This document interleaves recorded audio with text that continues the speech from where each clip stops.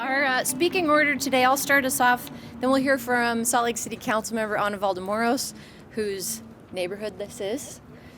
We'll hear from Salt Lake City Senior Landscape Architect Nancy Monteith, followed by Downtown Community Council member Thomas Merrill. And we think that we'll have a final speaker from the Metro Condos HOA, President Craig Vickers. If he is able to make it, then he'll go last. But this is an exciting day. This is what downtown could look like. It's an idea, it's a conversation starter. And we're here to kick off this temporary Green Loop pop-up activation for the next 6 weeks here in downtown. We're experimenting with this temporary downtown forest that will incorporate walking, cycling, and just hanging out in the downtown street. In addition to the 190 trees you see here on this block, there will be food trucks serving lunch on weekdays and even a beer garden on Saturday evenings. We're going to use this space to gather your feedback, and we're going to take input that would help us develop a design that could be a permanent transformation for the future. The permanent Green Loop is envisioned as a linear park that encircles our downtown here in Salt Lake, and it would include these walking and bicycle trails, but also environmental benefits. It would be 5.5 miles long in total, and it would link the east side and the west side of downtown. It could add as much as 60 acres of park, and that would tap into these 132-foot wide incredible pathways that we already have for cars. The idea is one of our key elements that's already identified in the it's identified by the community first, and it's recognized by the city in the downtown plan that's reinforced in our 2022 public lands plan as well as a transformational project. It is a priority for my administration to make the Green Loop happen.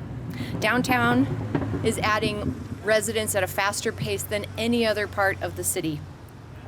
Many of these residents, most of these residents, live in new multifamily housing and have no direct access to green space of their own. We want people who live downtown to be able to feel and contribute to the vibrant economic, cultural, and community landscape that we love here in Salt Lake City, but we need more public shared space to do that. As the city grows, especially with the increase in downtown residents, which we expect to double from last year into the next 3 years, this is a desperate need that we have in the city. When I was on the city council, we set $3.5 million aside in hopes of acquiring land for a new downtown park.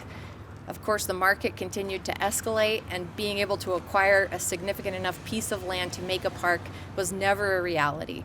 But a 132-foot wide right-of-way that we already own, and the opportunity to connect that space in a linear park nature that allows for our residents who have more dogs than children per household in Salt Lake City to come outside with their pets by themselves, meet their friends, morning, noon, or night, and share in this community space is an incredible untapped resource for us.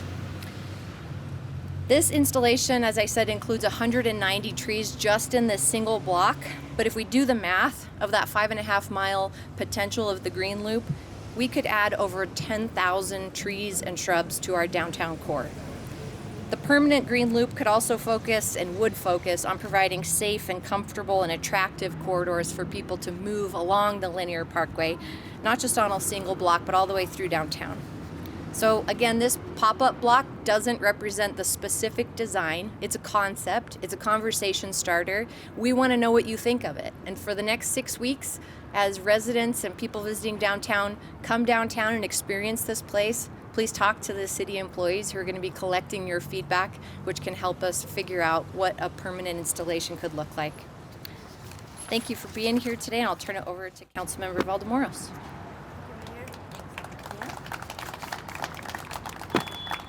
Well, good morning, everybody, and fellow Salt Lakers. My name is Ana Valdemoros, and I represent District 4, like the heart of our city. Like the mayor said, this is my neighborhood, so I'm extremely excited for this opportunity here in the heart of downtown. Welcome to this beautiful green space as an example of what a green downtown could be. Can you imagine how wonderful it would be if this is what most of downtown was like? Not only is it a nice space to enjoy some shade and fresh air, but it's also a convenient place for gathering and entertainment. A green loop would enhance our urban forest and its many benefits to humans, birds, and pollinators. The linear park concept would help to better integrate our existing transit corridors to make our local businesses and outdoor spaces more accessible to pedestrians, cyclists, and more. Although this is a temporary, small-scale pop-up, it's part of the city's plan for the future of downtown.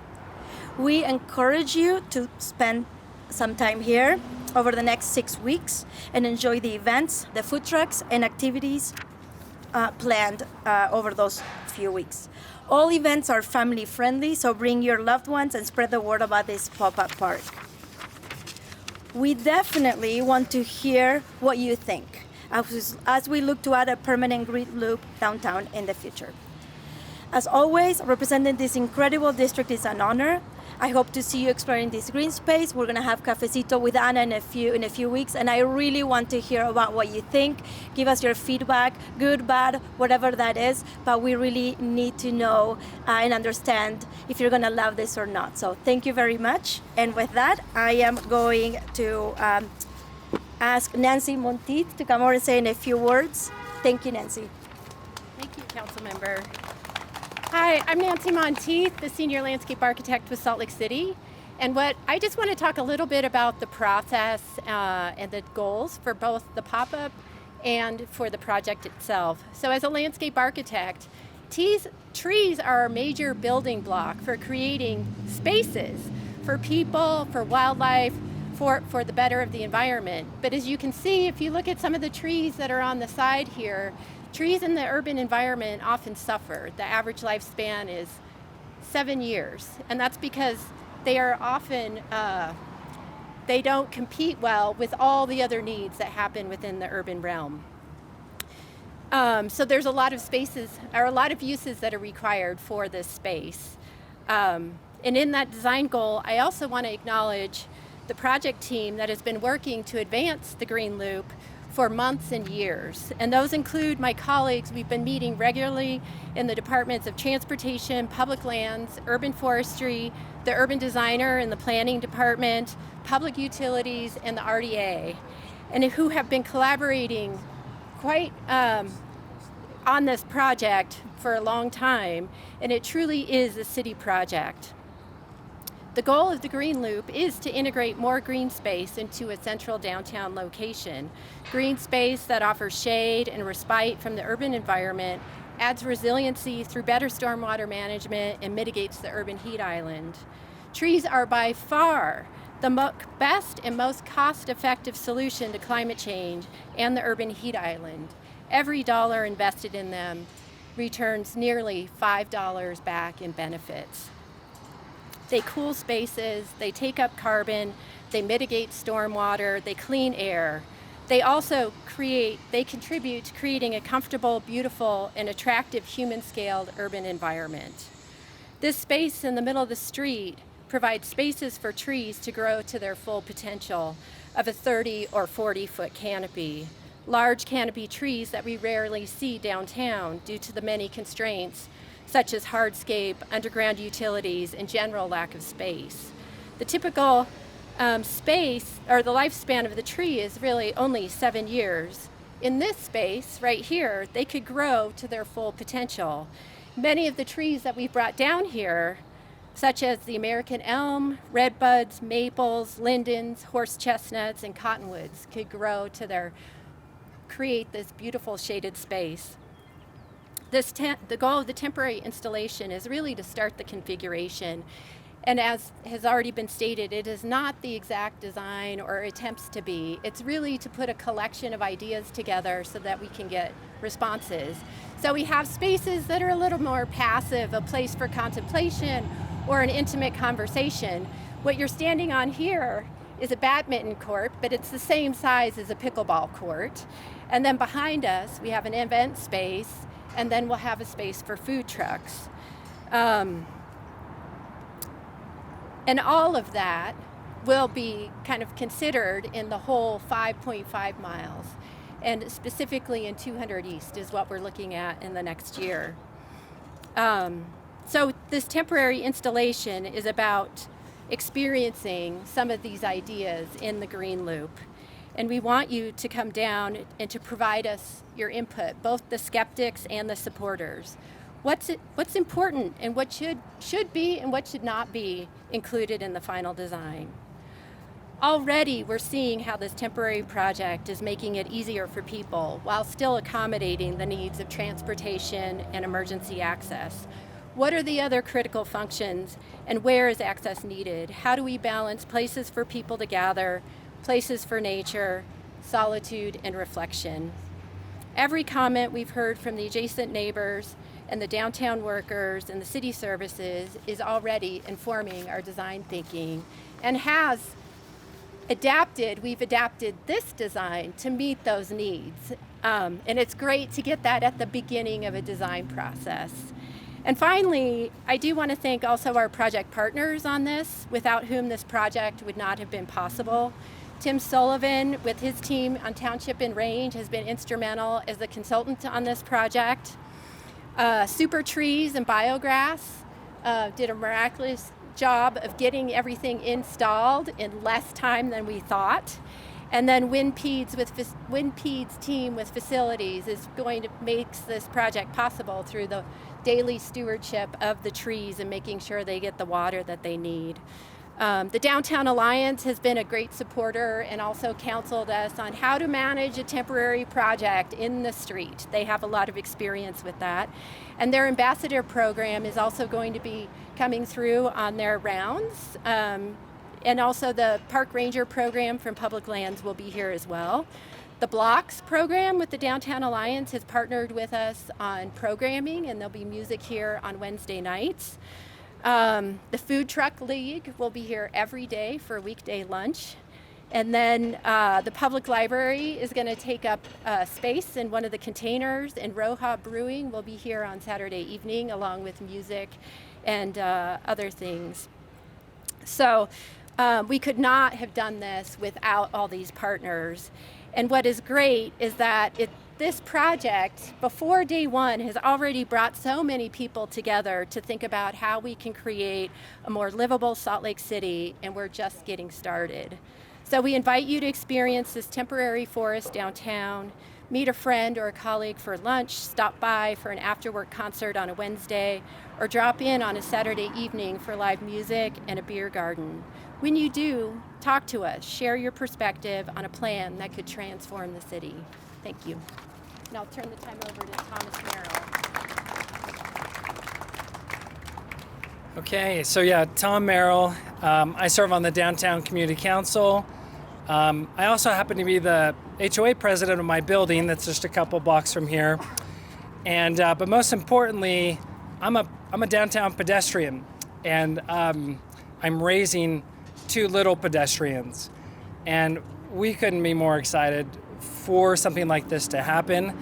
I think when we think about the downtown area, we feel like we have multiple backyards. We spend a lot of time at the Gallivan Center. We spend a lot of time at the City and County building.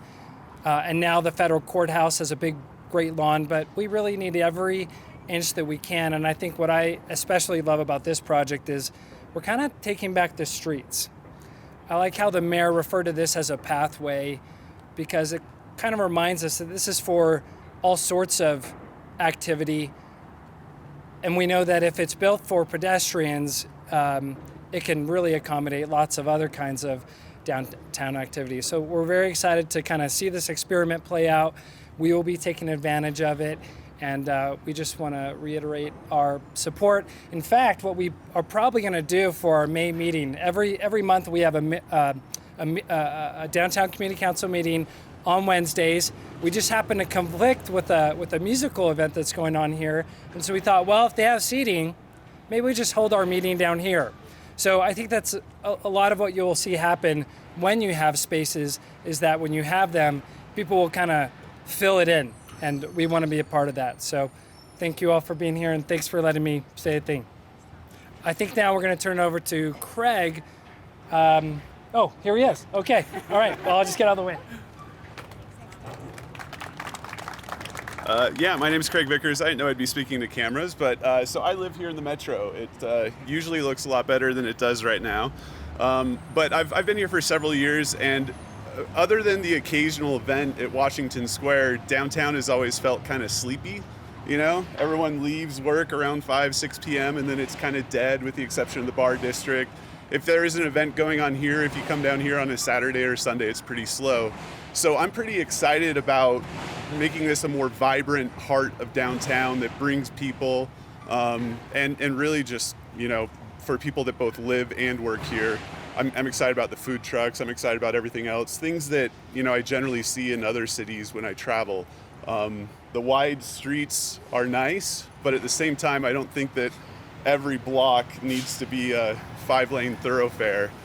So kind of like was said with, you know, reclaiming the streets, and, you know, I'm excited about it. So that's it. Thank you. We've talked a lot about trees and their capacity to create a lot of shade. We're all wishing that those trees behind us were full grown and we were all in shade right now. But I know we're happy to take a couple of questions, or we can break off and do one-on-ones. Is there just anybody out there who needs a question from the media? I guess what's the timeline in the sense of actually getting the project on the ground, and how long would it take to get it completed? We don't know just yet because we're not quite sure what we're going to build. And that's part of the ambition of these 6 weeks, is to talk with the community surrounding residents and business owners about what this experience is like, how it could be built in a productive way for everybody. And I think that there's also some components, as Nancy alluded to, of the opportunity for bioswales and other environmental benefits, like we're building in on the 9 line, which would be the southern end of the Green Loop. So we don't quite know what we're going to build yet, so we don't know, but I'd say 2 to 5 years for the potential of development. Where did you draw inspiration for this project? And is there another city that has done something similar? Yeah, Atlanta inspired me. Yeah, and they have a really nice rail to trail conversion that loops the downtown city, runs through old manufacturing buildings that were built around that rail system. Ponce City Market is one of those cool new transformational activations, but the connectivity there, I know our team had other cities that they were inspired by, but I came back from Atlanta a few years ago and said I think we should look at something like that. Anybody else? Are there any other pop-ups planned? It shows you can do this relatively quickly. It is no small amount of work. We're watering 190 trees a couple days a week here. So no, this will be the only pop-up at this point that we envision doing as a lead up to a design process, we hope. Anybody else? The 2 to 4 years, just to clarify. 2 to 5. 2 to 5 years, is that to get the planning done, and for like 2 to 5 for construction to begin, or 2 to 5 when Yeah. construction begins? No, I think to begin. Of course, pending council approval, entire public process, a lot of work to do before we could say we're going to begin, but I believe we could within 2 to 5 years. I mean, the 9 line's already there, so the southern portion is almost done. Okay, find some shade, walk around. Thanks for coming out today. Thanks for that.